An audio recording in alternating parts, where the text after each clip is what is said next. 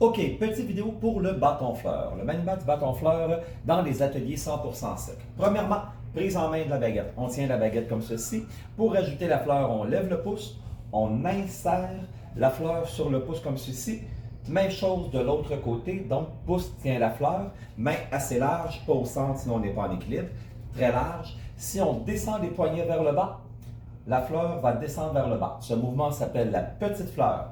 On tend les bras pour que la fleur roule sur les bras, les avant-bras et les baguettes. On appelle ce mouvement la grande fleur. On peut le rajouter à le lapin, comme ceci. Les enfants adorent. Et souvent, pour sortir de la grande fleur, on fait finale comme ceci.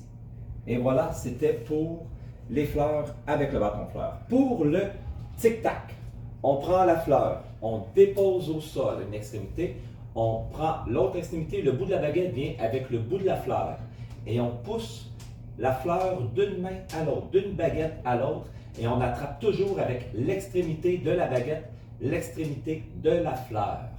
Quand ce mouvement va bien, on peut faire changer la base de côté.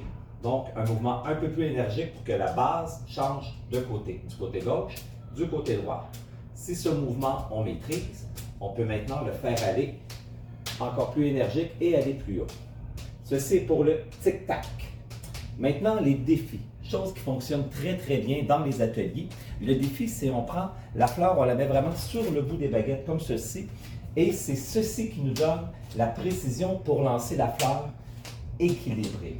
Donc, ce qui veut dire qu'elle ne tourne pas dans les airs. Les deux lancent à la même force, les deux mains. On peut faire lance, clac, attrape. Premier défi.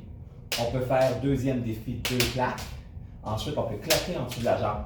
On peut faire en haut, en dessous. On peut faire tous les mélanges qu'on veut de claques. En général, ça, les enfants adorent. Voici grossièrement pour le bâton-fleur. Ah oui, j'oubliais aussi l'équilibre qui fonctionne beaucoup.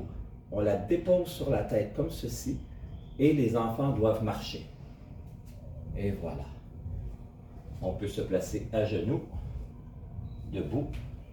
On peut même tourner. Oups! Pas facile. Deuxième tentative, comme ceci. Quart de tour. Non. Vous essayerez, vous verrez, c'est pas si simple. Autre chose pour l'équilibre, on prend le milieu qu'on appelle la bague du bâton-fleur qu'on dépose sur la baguette pour tenir en équilibre. Pour que l'équilibre, on soit capable de récupérer, c'est la main ici, c'est un mouvement de poignet. On tourne à gauche, on tourne à droite. Donc, si la fleur tombe du côté gauche, on tourne vers la gauche pour revenir et du côté droit, c'est la même chose. Fait que des petits mouvements nous garantissent l'équilibre. Si on fait des trop grands mouvements, ça donne un coup sec et ça tombe. C'est ce qui fait le tour pour le bâton-fleur. Merci.